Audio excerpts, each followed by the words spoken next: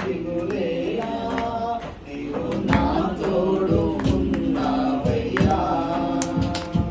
నాకు భయమేలనా యేసయ్యా.